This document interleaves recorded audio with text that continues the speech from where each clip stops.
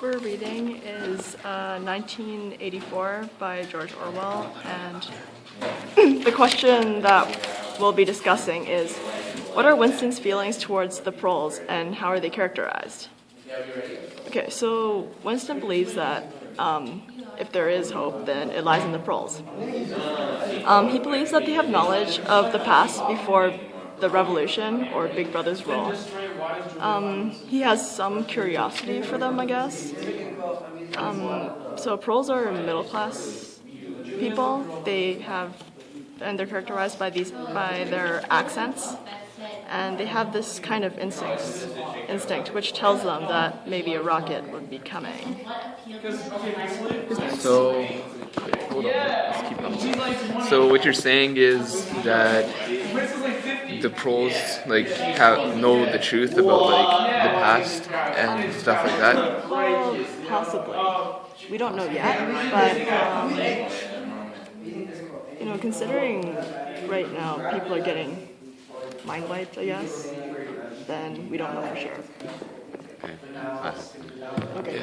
So what I think about the proles in relation to our current life and reality is that they're pretty much the middle class, like Diana said, and that they just kind of listen to what the government has to say, what the media has to say. They don't really form much of an opinion by themselves, and they aren't really based on Winston. They aren't really, I guess, caged by the ideology of brotherhood, but they are still kind of part of it. They make up most population, and they're just kind of part of the system that keeps the brotherhood going. I agree with what Tony said. Also, there's another line in chapter 7 where Winston writes in his diary, until they become conscious, they will never rebel, and until after they have rebelled, they cannot become conscious. I think that's pretty much what defines what he thinks of the proles, especially because he later in the book, I forget, he said that the proles define 85% of the population, which means that if they were to turn against the government, then they'd probably be able to overpower them. But because they're unconscious and they don't understand what to do, that means that they can't. But On my book, page 75, there's a line that says, "And even when they become discontented, as they sometimes did, their discontent led nowhere, and that the larger evils invariably escape their notice." It's pretty much just how they are kind of not aware of anything. They're just living what their life is, and then they pretty much just work.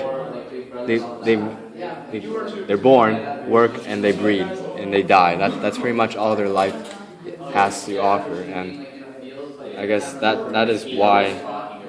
Well, that is one part of what makes the Brotherhood so powerful, because they are so much like a sheep to them, and that the Brotherhood is like a wolf. Okay, I got something. Okay, what do you have? So I agree with your point. Actually, come back to me. okay. Oh, I forgot my point. All right. How are they characterized in the book? Yeah. So like Tony said, they're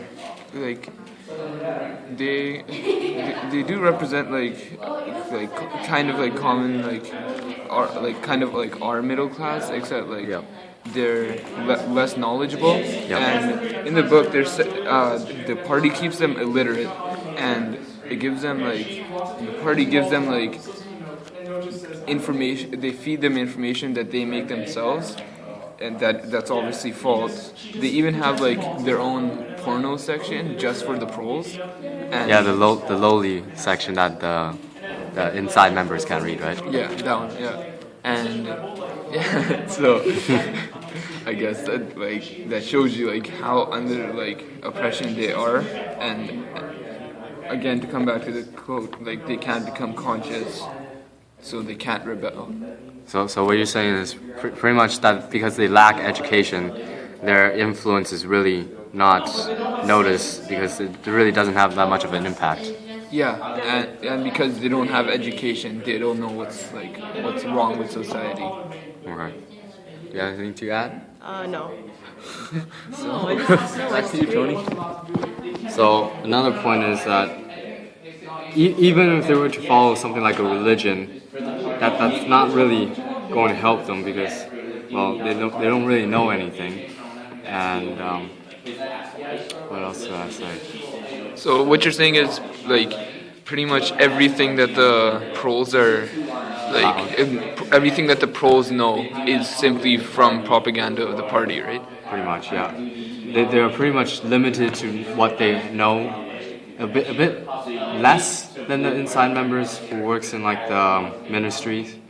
In that, all their life is to be patriotic to the Big Brother system, and that's kind of all they have to do. Okay, so I have a question. Tony? Or just for us in general? For you guys in general. Okay. So why do you think the party, gives less control, like has less control over the polls than anybody else? I think it's because they're less educated, of course. So, wait, what did you say again? Why does the party have less control over the polls than anybody else? I think because also the population's absolutely huge, and there's so many pros. It's probably very difficult to keep a track of all of them. Unlike the party members, which they have probably their names all listed somewhere, and they're probably on watch over all the party members. So, yeah, you got anything to say? I don't think it's because of lack of organization of the large population that pros have. It's more or less the influence the ministry has on them, and that what they know is what the ministry lets them know, and that they lack everything, and then they lack the confidence to be able to rebel or even have an opinion of what's going on. Yeah. Well, I guess they're like Parsons, they're kind of too stupid to, believe anything else besides what the government tells them, and they just follow them around because of, yeah. Oh, but there is one of the pros, Mr. Charrington, who seems to be about as enlightened as Winston, or maybe even more. So. Well, I guess there's always a few exceptions to. Yeah. Well, I think that I think that eventually the few members of the pro population, such as Mr. Charrington and perhaps others that are out there, will finally regain consciousness at one point and start to take control of the pros and help them understand what's wrong with their society. Also, I just you can tell how wrong it is that the main population, 85% of the population doesn't have a proper education, and so that's another that just shows how wrong the party actually is.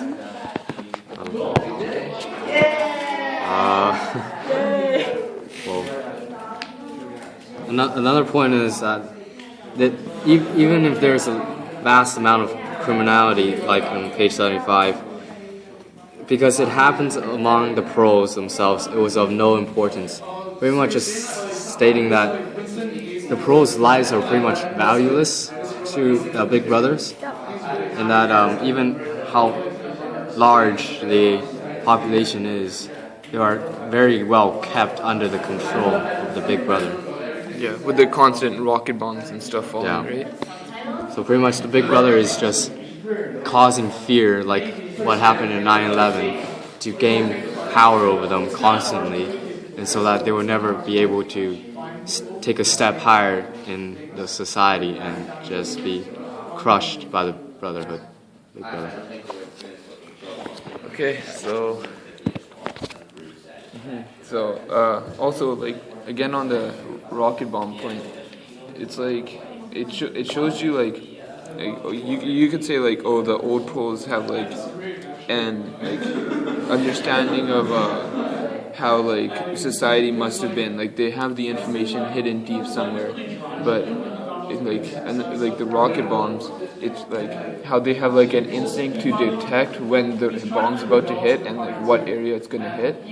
That's pretty interesting because that shows like they've been like attacked like their whole lives. So they have like an instinct in their head that they're able to like dodge any hit, but they're not really able to like react to it. I think that's what it represents. Okay. The last point I have to make is on page 74.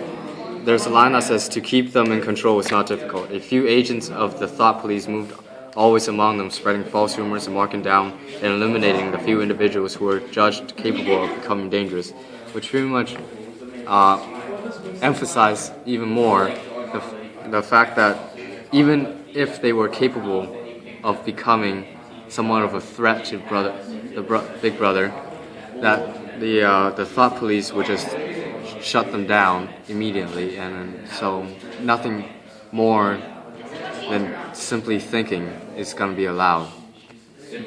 But then again, it kind of applies to everybody under Big Brother's rule anyway. Okay, so Wrap it up. I think so I don't know how to really wrap that up, but pretty much what we're saying is like the main quote about the main two quotes about the pros really like define what Winston believes about them and like how they're characterized. If there's hope, it lies in the pros, and until they become conscious, they will never rebel, and until after they have rebelled, they cannot become conscious. And so the meaning of the first quote is the pros have the ability to rebel against Big Brother and the party, and the second quote simply states that like such as that old man that Winston found in the bar who cannot remember, and that's just a representation of like how they're unable to become conscious, and they're not able to and that's why they can't rebel, because they don't know what's going on, and until they have rebelled, they cannot become conscious. So it's kind of a paradox, like doublethink, which is like a big idea in the book. And that's 1984. Their discussion. Okay, please.